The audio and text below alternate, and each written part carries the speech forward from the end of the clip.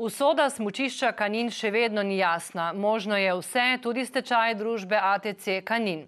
Družba je zaradi januarske nesreče brez prihodkov, računati ne more na lastnike, ostala je tudi brez občinskih dajatev.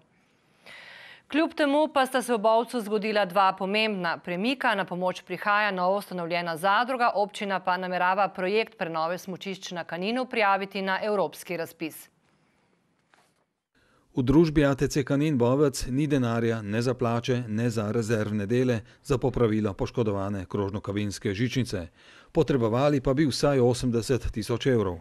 Mi pač smo se nadejali, da bi potrebna finančna sredstva pridobili iz koncesijskih dajatev, ki jih občina Bovec že 2 leti namenja delovanju krožno-kabinske žičnice.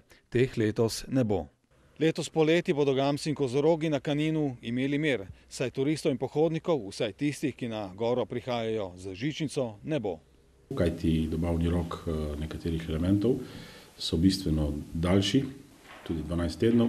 Kje pa je še montaža in ponovno iskanje soglasij? Glede na to, da žičnica od 25. januarja ne obratuje zaradi poškodbe, ki se je takrat zgodila, je naša obveznost po pravnem tolmačenju pač miruje.